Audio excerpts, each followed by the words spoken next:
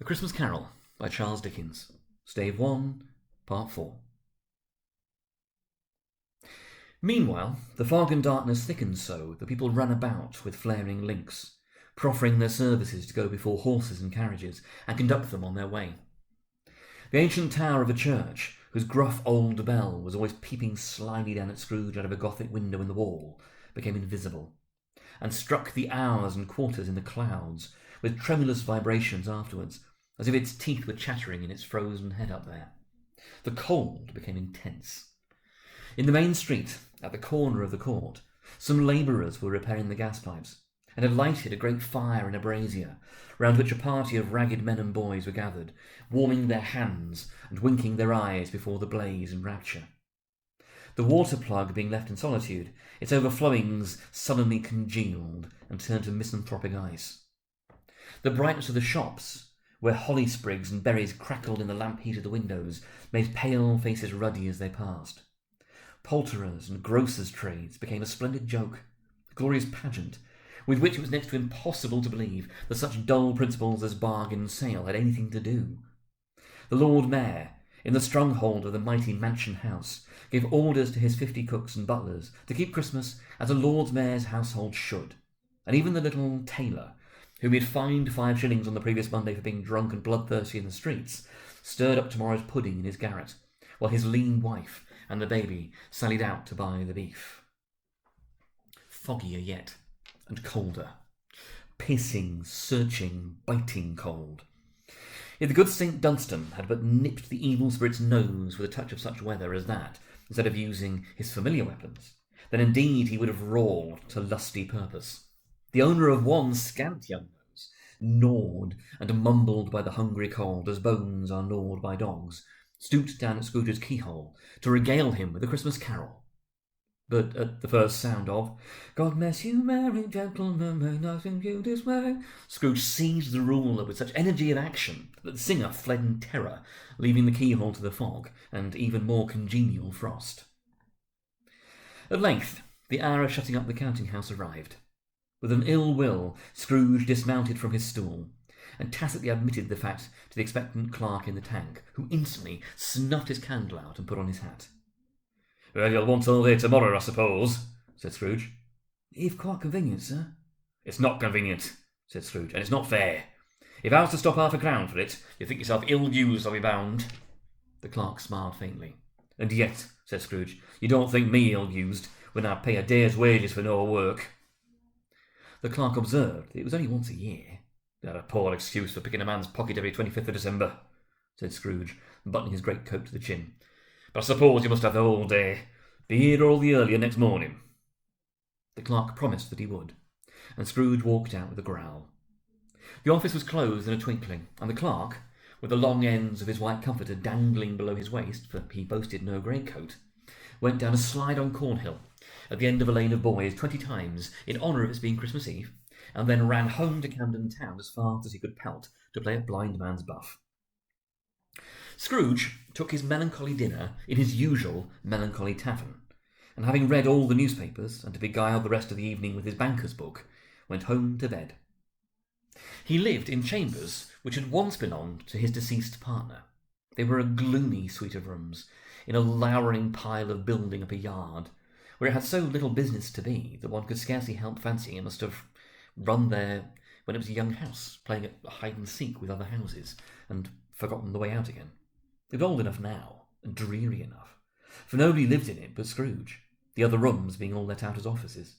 The yard was so dark that even Scrooge, who knew its every stone, was fain to grope with his hands. The fog and frost so hung about the black old gateway of the house that it seemed as if the genius of the weather sat in mournful meditation on the threshold. Now, it is a fact that there was nothing at all particular about the knocker on the door, except that it was very large. It's also a fact that Scrooge had seen it night and morning during his whole residence in that place. Also that Scrooge had as little of what is called fancy about him as any man in the city of London, even including, which is a bold word, the corporation, alderman, and livery. Let it also be borne in mind that Scrooge had not bestowed one thought on Marley since his last mention of his 7 years dead partner that afternoon. And then let any man explain to me, if he can, how it happened that Scrooge, having his key in the lock of the door, saw in the knocker, without its undergoing any intermediate process of change, not a knocker, but Marley's face. Marley's face. It was not in impenetrable shadow, as the other objects in the yard were, but had a dismal light about it, like a bad lobster in a dark cellar. It was not angry or ferocious, but looked at Scrooge as Marley used to look, with ghostly spectacles turned up on its ghostly forehead. The hair was curiously stirred, as if by breath or hot air, and though the eyes were wide open, they were perfectly motionless. That, and its livid colour, made it horrible. But its horror seemed to be in spite of the face and beyond its control, rather than a part of its own expression. As Scrooge looked fixedly at this phenomenon, it was a knocker again. To say that he wasn't startled, or that his blood was not conscious of a terrible sensation to which it had been a stranger from infancy, would be untrue. But he put his hand upon the key he had relinquished, turned it sturdily, walked in, and lighted his candle. He did pause, with a moment's irresolution, before he shut the door, and he did look cautiously behind it first, as if he half expected to be terrified with the sight of Marley's pigtails sticking out into the hall. But there was nothing on the back of the door, except the screws and nuts that held the knocker on, so he said, "Pooh, pooh," and closed it with a bang. The sound resounded through the house like thunder. Every room above and every cask in the wine merchant's cellars below appeared to have a separate peal of echoes of its own. Scrooge was not a man to be frightened by echoes. He fastened the door and walked across the hall and up the stairs, slowly too, trimming his candle as he went. You may talk vaguely about driving a coach and six up a good old flight of stairs, or through a bad young Act of Parliament, but I mean to say, you might have got a hearse up that staircase, and taken it broadwise, with a splinter bar towards the wall, and the door towards the balustrades, and done it easy. There's plenty of width for that, and room to spare, which is perhaps the reason why Scrooge thought he saw a locomotive hearse going on before him in the gloom. Half a dozen gas lamps out of the street wouldn't have lighted the entry too well, so you may suppose it was pretty dark with Scrooge's dip. Up Scrooge went, not caring a button for that. Darkness is cheap, and Scrooge liked it. But before he shut his heavy door, he walked through his rooms to see that all was right. He had just enough recollection of the face to desire to do that. Sitting room, bedroom, lumber room, all as they should be. Nobody under the table, nobody under the sofa, a small fire in the grate, spoon and basin ready, and the little saucepan of gruel, Scrooge had a cold in his head, upon the hob. Nobody under the bed, nobody in the closet, nobody in his dressing gown, which was hanging up in a suspicious attitude against the wall. Lumber room as usual. Old fireguard, old shoes, 2 fish baskets, washing stand on 3 legs, and a poker.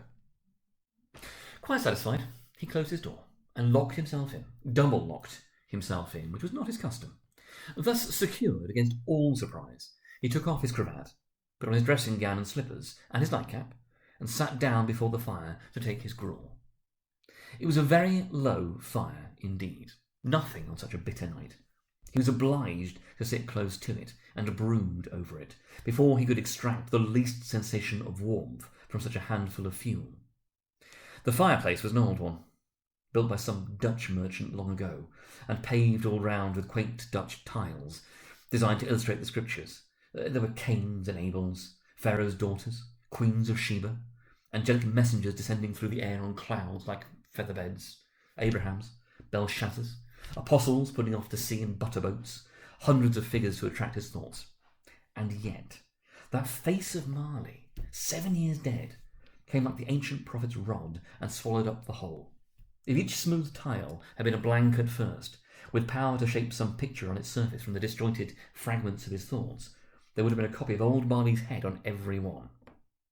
"Humbug," said Scrooge, and walked across the room. After several turns, he sat down again.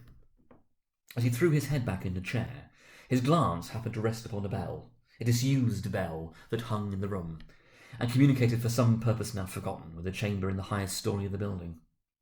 It was with great astonishment, and with a strange, inexplicable dread, that as he looked, he saw this bell begin to swing. It swung so softly in the outset that it scarcely made a sound. But soon it rang out loudly, and so did every bell in the house. This might have lasted half a minute, or a minute, but it seemed an hour. The bells ceased as they had begun, together. They were succeeded by a clanking noise, deep down below, as if some person were dragging a heavy chain over the casks in the wine merchant's cellar. Scrooge then remembered to have heard that ghosts in haunted houses were described as dragging chains.